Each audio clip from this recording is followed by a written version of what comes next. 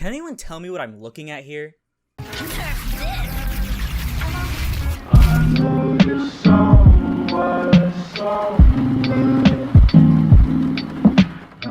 What's going on, everybody? It's Gecki coming at you with a brand new video, and as you could probably tell from the little intro that I definitely did not reuse from my hand trap tier list, we are in a really diverse format right now. Between the release of Deck Build Pack Wild Survivors and the June 2023 Forbidden and Limited list, there have been a lot of changes to the current Yu-Gi-Oh format, and it's kind of shifted the way that we deck build now. This includes not just our ratios, but of course our hand traps and board breakers as well. And with that being said, it might be a bit confusing to choose which board breakers are going to be good for a meta as diverse as this one. I mean, like, it's hard to prepare with certain board breakers when you don't know the board that you're going to be facing at any given time. But worry not, dear viewer, because that's why today I'm bringing you my board breaker tier list for the June 2023 format post Wild Survivors. Starting us off, as always, we have Dark Hole, and I think Dark Hole is actually going to be a little bit better than usual because we're in a format where you're probably not going to be seeing a bunch of Omni Negates everywhere. A lot of the time, if there's something stopping Dark Hole, it's just protection,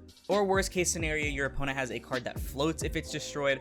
But I think Dark Hole is going to see a huge spike in usage because not only are cards like Ibli still around and going to be played, but also Dinosaur is actually going to be popping up a lot more due to the support auto Wild Survivors, and Dark Hole is really good in Dinosaur because you can use it to pop your babies on field, which is especially good going second because you can literally just normal summon baby, activate Dark Hole, nuke everything on the field, and just go off with your combo.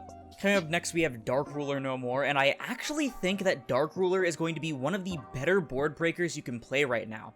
Not only is it already really good against a lot of end boards, it's actually surprisingly good against a Rise Heart Pass because your zones aren't being blocked. You can hit the non-Towers Purely monsters that are on board. You can hit the Rock of Vanquisher on the Vanquish Soul end board, as well as the Heavy Borger in case they wait to use the effect for some reason. And so many different other end boards can just get absolutely mutilated by Dark Ruler because most of them don't have a back row piece that can either play after the Dark Ruler or out the Dark Ruler unless they're playing specifically a back row based deck.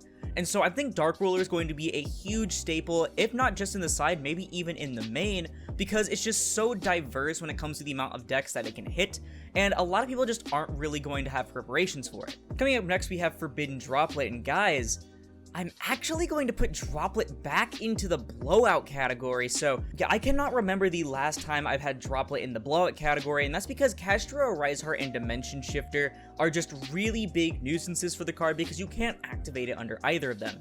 However, with so many other decks that aren't just Kshatri-La, and Kshatri-La actually taking a small back seat in terms of representation, I think Droplet's actually going to be a lot better, especially because a lot of lesser tier decks can actually take advantage of Droplet. Things like Drytron can just put their things in grave and use them from grave instead of from hand, so they essentially get their Droplet for free. Not to mention, on top of decks like Runic as well, you get to activate your Runic cards and then chain Droplet, sending that Runic card.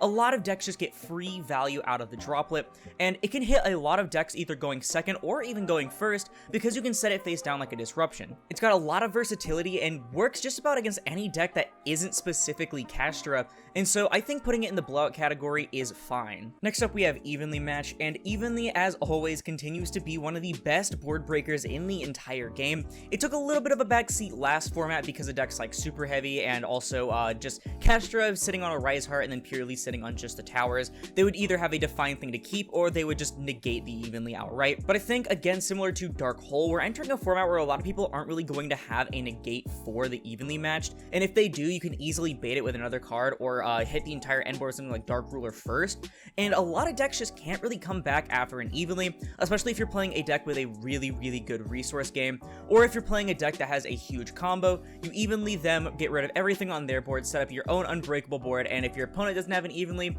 then they probably won't even have the resources to recover even if they do. Next up is Harpy's Feather Duster, and I'm going to put this in the minimal category specifically because we're seeing a lot of monster-based decks right now rather than trap decks. We do have Dinomorphia and Labyrinth, and I guess like the random Eldritch player here and there, but a lot of those decks either don't immediately die to Duster, or like it's better to use a different card in Duster's place in the main, right? Obviously, I'd always recommend just a side deck Duster for these situations, because trap decks can and will kneecap you if you aren't prepared for them, but in terms of main deck usage, there's really no need. Coming up next is Chalice, and I don't think Chalice is very great right now. You can actually just run Droplet and see a lot better results, because Chalice is something that you can't really use going first and second super reliably, because at the end of the day, you'd rather just have an Imperm in that regard, or even just a Droplet. Next up, we have Kaijus, and I think I'm going to put Kaijus top of Blowout specifically, because a lot of end boards, other than specifically like Castra, if they only go for the Arise Heart pass,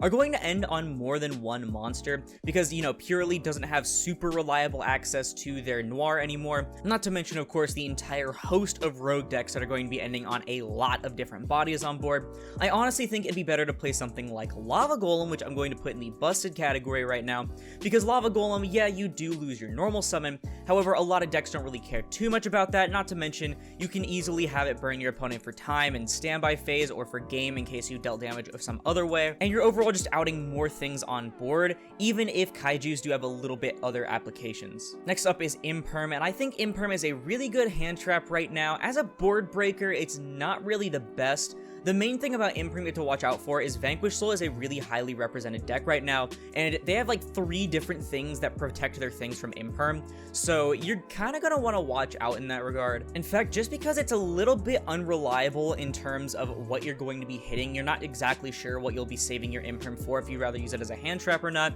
I'm going to put it in the minimal category, even though it's not a bad card right now at all. Next up, we have Kaiju Slumber, and as always, I like to put Kaiju Slumber a little bit higher than Dark Hole. To be fair, there are arguments against Kaiju Slumber, because yes, while you are playing the Kaijus, you can't use Kaiju Slumber under something like Ibli, whereas you can use Dark Hole under something like Ibli, so you can probably just swap these back and forth. A lot of the orders of these things you can probably take with a grain of salt. I'm going to put it probably below Dark Hole, actually, because of the Ibli thing. Next up is Kurikara, and I'm tempted... I'm going to put Kurikara in the busted category. I think there's a lot of decks that Kurikara can hit, not to mention I think she's better overall than certain cards like Kaijus. In fact, I'm going to put her above... I'll keep her below Lava Golem, because Lava Golem's a bit more guaranteed of a thing instead of Kurikara maybe hitting something. The main thing with Kurikara is that against a lot of decks, after they already use their disruptions, slapping a Kurikara down isn't going to do too much unless you get a really good steal from their graveyard, something like Castra Fenrir or whatever. Or of course, if you make like a super big Kurikara and then just go for like a really big punch directly for game. But Kurikara does have her applications, she's seeing a lot of play, and she's super expensive for a reason. Though honestly, if you want to play Kurikaras, I would just wait a few months until the Megatins, because it's almost guaranteed that she's going to get a reprint in there. Next up, we have Lightning Storm, and I still can't get over why they put Lightning Storm to 2. Like, why would they do that? Like, Lightning Storm was barely even seeing play at the time, but I'm going to put it in the blowout category above Dark Hole, below Droplet. It does have its applications, of course, hitting both monsters and back row, the former of which actually being a lot more important now because a lot of decks are making link monsters, such as the Raka Vanquisher and stuff, and so Lightning Storm can actually hit monsters a lot more reliably now. The only thing keeping it from the upper parts of blowout is just the fact that it's at 2 for some reason. Next up, we have Gecki, and I'm going to put Gecki probably below Kaiju Slumber and Dark Hole. Gecki does all the same things as both of these cards, just without the applications of being able to blow up your own things, which is actually more beneficial than not most of the time, because again, things like Baby Sarasaurus and Dinosaur, Ibli, etc. And so it's just going to go towards the lower end of blowout, even though a lot of people aren't prepared for Gecki on their end board. Next up is Sphere Mode, and I think Sphere Mode is definitely a good card. It's probably just a bit less reliable than something like Kurikara, Lava Golem, or Kaijus.